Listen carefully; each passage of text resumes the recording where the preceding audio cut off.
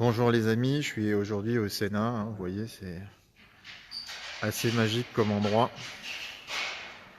Et je suis en bonne compagnie donc de Cécile Calais qui se cache, mais aussi d'Anne Dore et de Stéphane Artano, pour pas écorcher ton nom. Alors, j'ai découvert le film formidable que je vous invite à voir sur Vimeo. Il est déjà en Il ligne. est sur YouTube aussi. Il est sur YouTube Ouais. aussi. Il y a un peu de bruit. Et ça s'appelle Fraternité. Parce que donc, le sénateur de Saint-Pierre-et-Miquelon, Stéphane Artano, a réussi à mettre en lien des enfants de Saint-Pierre, des jeunes. Des jeunes ados. Explique, tu sais mieux le faire que moi. Sur le film. Ouais, c'est sur le Alors, film. le film, c'est l'histoire effectivement d'un projet que Stéphane Artano a écrit qui s'appelle Citoyens du monde Oui. et qui a comme objectif de faire se rencontrer les jeunes de Saint-Pierre-et-Miquelon et les jeunes d'Issy-les-Moulineaux qui font partie de ce qu'on appelle d'un côté le CTJ, Conseil territorial des jeunes, et de l'autre côté le CCJ, Conseil communal des jeunes. Et donc, en fait, l'idée, c'était de croiser leurs regards sur leur territoire, sur leurs occupations, sur leurs passions et surtout sur les thèmes de la fraternité. Je te donne le relais. C'est ça. Et donc, moi, mon objectif en tant qu'élu, c'était de m'impliquer à leur côté. Donc, je préside la structure à Saint-Pierre-et-Miquelon.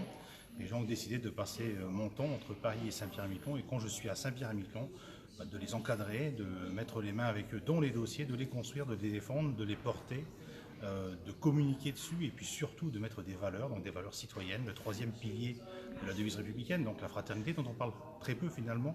Ça devient presque gênant, on n'en parle que quand il y a des attentats. Non, la fraternité, elle se vit au jour le jour, elle s'apprend, elle n'est pas innée. Et si on ne l'enseigne pas à nos jeunes, jamais ils n'auront cette conscience également de ce troisième pilier. Donc il est important, de mon point de vue en tant qu'élu, et c'est ma responsabilité personnelle de pouvoir m'engager à leur côté. Alors, il y a un autre truc, je peux vous permettre, c'est qu'il a une phrase clé de vas-y. ce projet-là, c'est que la phrase, tous les projets qui ont été faits par les jeunes, c'est dans l'objectif d'être utile au territoire. Voilà.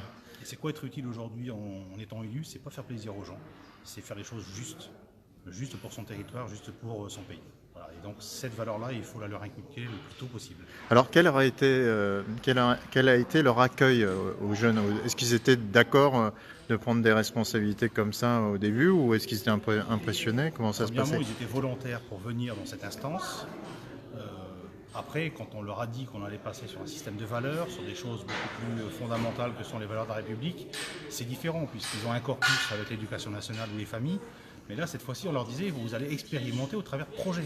D'accord. Vous allez aller à la rencontre des gens, vous allez vous exposer, vous allez faire des choses qui vont peut-être fonctionner, pas fonctionner, vous allez apprendre de vos échecs, vous allez rebondir, et puis vous allez surtout persister, persévérer. Et donc là, ils ont des propositions. Alors, il faut qu'on parle plus fort parce qu'il y a des touristes.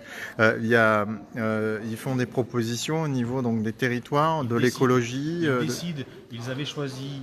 Ils ont fait des propositions. Ils ont fait des propositions. Oui. Ils se sont dit, nous, on veut travailler sur l'environnement, la préservation de l'environnement, et puis sur le vivre ensemble, c'est-à-dire la relation avec les aînés, la relation avec la population. Et donc, ils ont proposé un certain nombre d'actions pendant une année. Et donc, voilà, on les a suivis, accompagnés. On a essayé de ne pas leur dicter les actions, mais bien de leur laisser co-construire ces actions. Ok. Tu peux nous parler de l'association Question de cœur. Question de cœur. Alors ça n'a plus rien à voir avec le film. Donc le film, on l'a terminé. On s'est rendu compte aujourd'hui, d'une manière générale, que quand on veut faire quelque chose qui est humaniste, oui. C'est difficile. Donc en fait, on a créé une association. Merci. On a créé une association qui s'appelle donc Question de cœur et qui a pour vocation de mettre en valeur des projets culturels, des conférences à but humaniste, de réunir toutes les forces et tous les talents pour que d'un seul coup, on puisse mieux présenter ce projet, mieux l'entendre, mieux le faire vivre à travers un collectif. Voilà. Bon, super. Alors nous, on a des petits projets ensemble maintenant. Hein. C'est ceux de faire un nouveau système en impliquant l'intergénérationnel, Tu peux nous dire qui va s'impliquer dedans, le paysagiste ou le... Alors, effectivement, Question de cœur soutient le projet d'un paysagiste qui s'appelle Michel Pénat. Michel Pénat, son combat, enfin plutôt sa grande philosophie, c'est ce qu'on appelle la troisième nature, la nature qui est dans les villes, la nature du paradis, la nature du bien-être, du bien-vivre ensemble, etc. La nature qui relie le cultural au culturel. Donc, Michel veut monter sa fondation qui s'appelle Pays Sage.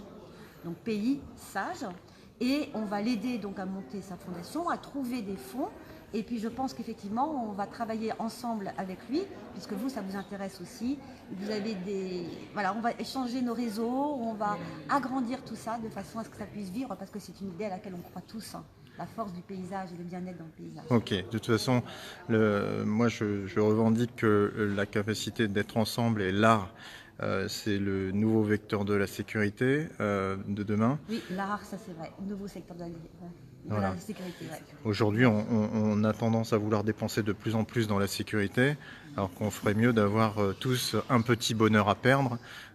C'est beaucoup plus sécurisant.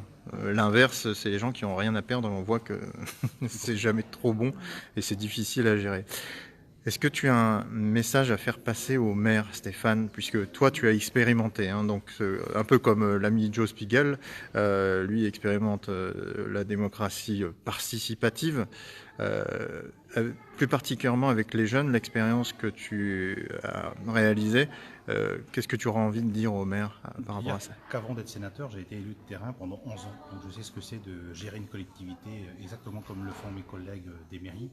Aujourd'hui, je suis sénateur et la vision reste la même, c'est-à-dire que je défends l'idée que les initiatives les plus innovantes, les plus structurantes viennent des territoires.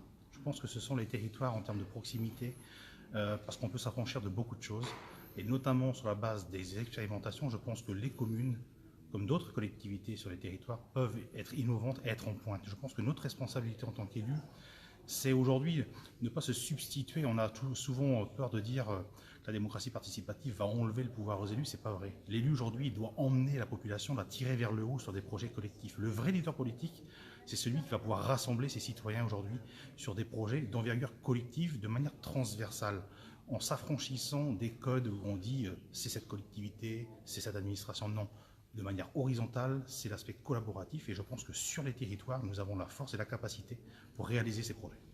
Merci beaucoup. Alors malheureusement, on a eu pas mal de coupures.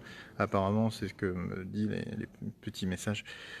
Merci beaucoup en tout cas, et on se retrouve très bientôt pour des projets hyper positifs. Ouais. À très vite. Merci à vous. Et puis je passe un petit coucou bien sûr à Gérard Fouché, puisque j'ai parlé au Sénat comme promis du jeu de la monnaie. Je vous invite à découvrir comment, avec quelques règles de jeu différents, on transforme un même groupe de personnes en personnes très sympathiques à pas sympathiques, donc on va garder beaucoup plus le côté sympathique. Merci à tous, à bientôt.